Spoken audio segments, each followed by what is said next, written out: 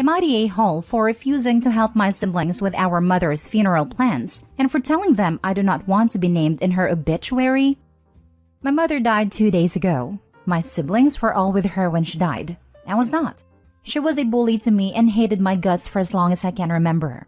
Not sure if it was the fact that I was the kid who looked so much like Dad, the fact she was young when she got pregnant with me and resented me for it, or whether I was just unlucky. But she gave me a horrific childhood. And my dad died when we were all young, so I was left to watch her dote on my siblings and treat me like trash. I got to hear all the time that I ruined her life, that she wished she had aborted me, that she dreamed of me dying and getting the relief knowing she'd never have to see me again. I ended up staying with friends from the age of 15, but I hadn't seen her since my 20th birthday, when she showed up with my siblings and told me she wanted to puke just looking at me. I never told her I was gay. Never introduced her to my partner or my children. When my siblings called to tell me she was dying, I was so happy. Knowing she's gone, knowing that the woman who hated me for reasons out of my control, who made sure I know how much she never wanted me, filled me with such a feeling of relief. But of course, my siblings are heartbroken. They wanted me to be involved. I told them no way, no how. I said she was a great mother to them and that was fine. But she was evil to me. She was evil and made my childhood hell, and I was not a grieving child, and was not spending a single second giving her a nice send-off, or spending a single cent on it either. They got mad, told me it should be split between all of us. They had already planned her obituary, and told me how bad I would look if I don't help plan or don't show up. So I told them to get my name off the obituary because the woman they described was not my mother. We argued. They told me I was behaving just as badly as her by taking it out on them, when they did nothing wrong. I told them I just wanted them to leave me out of it. I told them to pretend we're half-siblings, and I have a different mother out there if it helps. They told me I could at least do it for them, and to think about how hard this has been for them. The fighting just keeps on going, and it actually delayed the funeral planning since they spent more time trying to convince me than doing any planning. They keep asking for my opinion, etc., trying to draw me in, then get mad and tell me I am treating them badly. Am I the a-hole? Not the a-hole. Your siblings can't force you to be involved. Your experience of her as your mother is clearly very different to theirs. Stand firm. And tell them again that you are not interested. You will not be going and you will not be contributing financially. Tell them you are not going to be discussing this subject again. Or you could agree to be in the obituary, so long as the whole thing begins with the line, "Ding dong, the witch is dead." That should make them back off. Not the a-hole. I suspect that they really want to split the cost of the funeral and this is why they are pressuring you. Not the a-hole. That said, you may want to be slightly involved for the sake of your relationship with your siblings. As you suggested, you can think of them as half-siblings with a different mom. If your half-siblings just lost their mom, how would you react? Would you be consoling? Would you consider chipping in if they were short on money? Would you want to be around for those half-siblings even though they're grieving a stranger to you? If the answer is yes, then consider helping out. If the answer is no, then stay firm. I would, assuming the person wasn't evil to me, but I hate the idea of helping give her a nice send-off. That's where the issue is. I'd love to just leave her to rot and end up forgotten. Next story. Am I the a-hole for stealing my sister's baby? My 29 little sister, female 21, we'll call her Jane, has a 14-month-old baby girl we'll call Sarah, whom I have had custody of since late June of 2022. Jane was divorcing her husband, jobless and homeless. I offered to take temporary guardianship of Sarah so she would be safe and cared for while Jane got her life together. At first, she turned me down. However, after Sarah was dropped off to our mom's house in dirty clothes and an old diaper by a stranger, while she was supposed to be under the care of her father, Jane agreed to give her to me and my wife. Now, we made clear that it would be temporary, and that Jane would still have full access and could get Sarah back whenever she felt ready. However, during the last 6 months, Jane has completely disappeared from Sarah's life. She doesn't ask about her. She doesn't make any effort to visit her. She doesn't ask us to bring her to visit. She has gotten a job and an unsafe place to stay, yet hasn't offered to take any financial responsibility, not even in the form of buying her gifts. She doesn't call to talk to her or see her. I spoke to Jane recently about all this, and her defense is that it's too emotionally hurtful to see Sarah, because of how much it hurts and how much she misses her. Her other excuse is that she doesn't have a car or enough money to afford Ubers or diapers. I told her how absolutely ridiculous all that is. You don't need a car or money to call or text. We have always made clear we'd be willing to bring Sarah to her, and she spends a wasteful amount of money on food and vapes. Even after speaking to her about the things she should or could be doing, she still has made no changes. Because of this, my wife and I have decided to look into our legal options for adoption. Sarah has legally been abandoned, and we only need to keep her a little longer before the courts would allow termination of Jane and her husband's rights, as husband is even more missing in action than Jane is. Jane is livid about this, and is threatening all kinds of things, but has done nothing. Important information. After I offered originally, and before we actually got physical custody of Sarah, my wife and I attempted IVF and failed. We haven't told anyone about this, even family. However, I told Jane about this on day one, just so that there would be full honesty and so that none of this would seem sneaky if it were to come out later. Jane is bringing this up in a very hurtful way during all this, saying that I'm trying to steal her baby, since we can't have one of our own though we have one adopted son already. And this is very far from the truth. We are genuinely worried about the safety and well-being of Sarah if she were to go back to Jane, and the fact that Jane has essentially ghosted her baby. We feel we have every right to pursue permanent guardianship and adoption. So am I the a-hole? Edit, as several people have asked, why don't I take in my sister too? I don't have space or money for an adult. Sarah has a bed in our room, and we spend about $700 a month on her. There is no way we could cover an adult too. And even if we could, she's not someone I would live with. She is a very unclean person, doesn't shower nor wash her clothes, and hangs out with junkies and other questionable people. She lost her last living situation because her roommate was arrested for possession of meth at home. My wife and I have a 7-year-old son, and now Sarah to protect. Not the a-hole. Saying you stole Sarah is just Jane's way of abandoning her child while absolving herself of the guilt. I imagine the emotions there are pretty complicated. Stop worrying about Jane or looking bad and take comfort in the fact that you are doing what is best for Sarah. Anyone who believes Jane over you isn't worth having on your team anyway. Good luck. Not the a-hole. I am an adopted kid. My mom was an addict and knew she wouldn't get her life together. Look, wait until she can legally sever ties and don't bring this up again.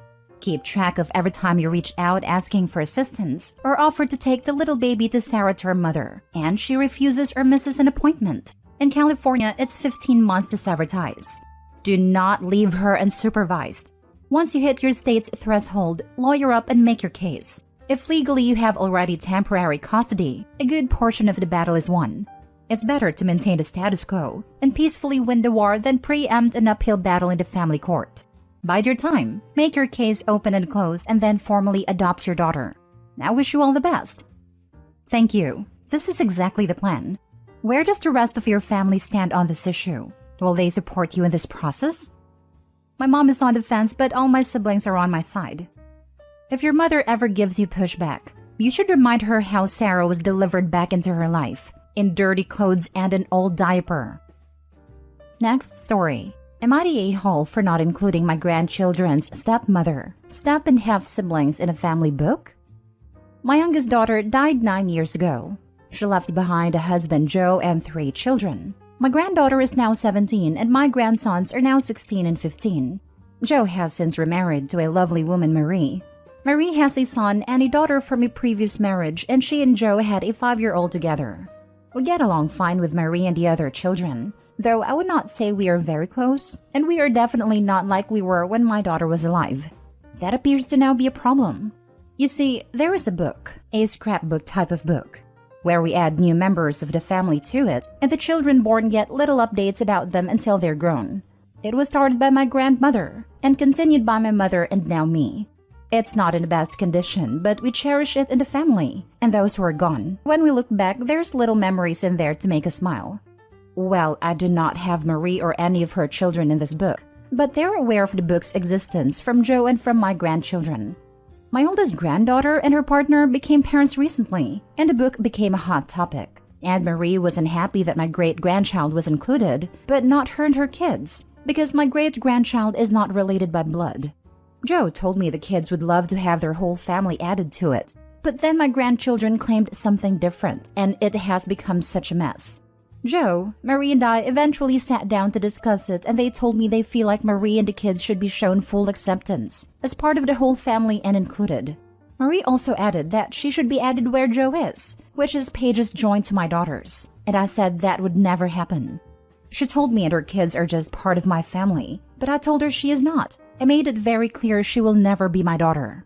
Joe told me it would set a good example for my grandchildren, for them to fully embrace Marie and the children, to drop the need for step, and see that they are all accepted just as much as he and they are. And I told him I could not do that.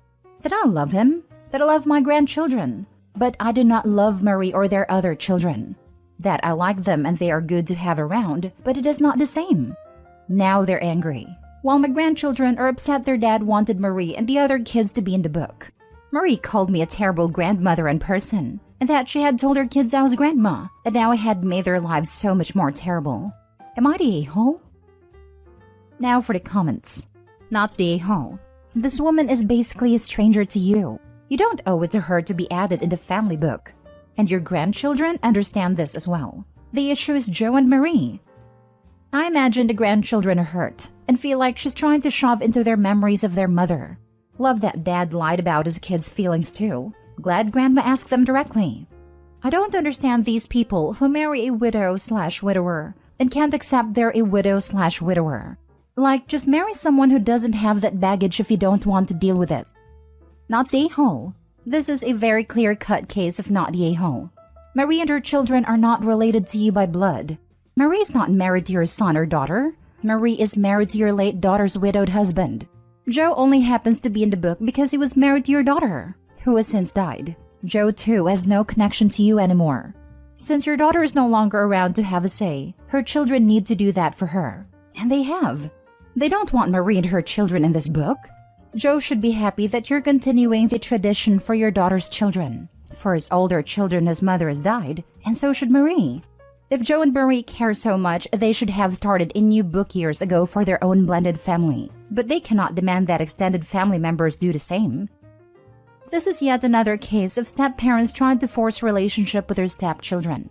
And in this case, she's trying to replace the dead wife/mother. I don't understand why people can't understand that step-parent is an important relationship that can exist separately from children's love for their biological parents.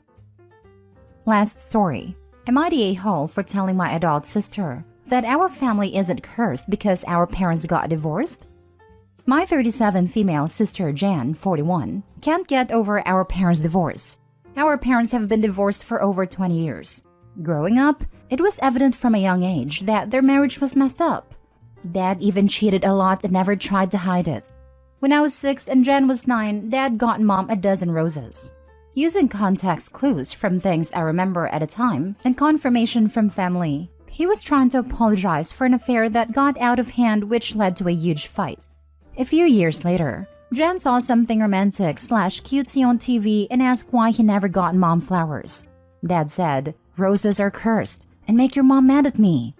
Jan periodically brings up the "roses are cursed" BS every few years. I can't keep track of what upsets Jan. She also thinks dates that end in a 1 or 2 are cursed. Blue trucks on the highway are cursed. Types of food and a bunch of other stuff nobody should be expected to remember. It was my mother's birthday this weekend, and her boyfriend hosted brunch. I wasn't thinking and got Mom an arrangement that included roses. Mom loved it and put it in the kitchen. Jan showed up later with her family, all smiles, until about an hour later when she went into the kitchen, let out a blood-curdling wail, and started crying that roses were cursed and made Mommy divorce Daddy. She then ranted that I cursed the family by bringing roses into the house on Mom's birthday. I snapped and said Mom and Dad got divorced because Dad was banging his way through our whole zip code in the 90s. Flowers aren't cursed. We are not cursed. That Dad made bad choices. And if she couldn't come to terms with that, then she needed to seek treatment because her behavior wasn't acceptable or normal. She looked at me like I had interrupted her Oscar speech. She and her husband then left and we tried to salvage the day. Mom's boyfriend thanked me, but Mom and our aunt say I'm the a-hole and that Jan is sensitive and delicate and I should have known better than to bring flowers. My husband doesn't care. He just won't go to family functions with Jan there now. Not the a-hole. Your sister clearly has a lot of unprocessed trauma from the divorce. This is absolutely not normal for a grown woman to react this way 20 plus years later. She needs serious therapy. I work with one of her former coworkers, and apparently she flipped out similarly when a colleague of hers was sent roses from her husband, which led to her being fired. This happened about 7 or 8 years ago. She was around 17 when your parents divorced. She sounds like a flipping toddler. This weird superstition is adversely affecting her family and career. You are totally right. She needs help. And what the heck does she think roses are going to do? Your parents are already divorced. Roses aren't going to make them get a second one. Not the a-hole. I was about 17. She was 21, I think. Definitely not the a-hole. Your sister is unhinged. She definitely needs therapy. She's in denial. And I think about your father and why they divorced. And it's made her the way she is.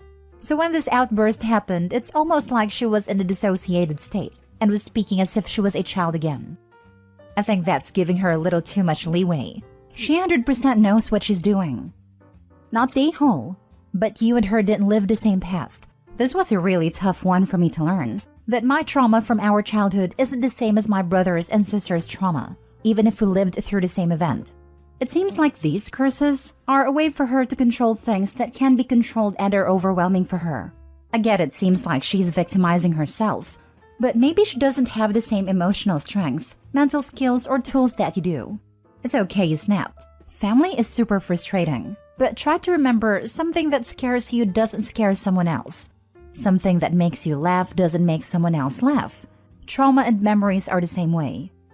I get that, but after a certain amount of time, 20 years perhaps, we don't have to continue to be held hostage by someone else's traumatic outbursts.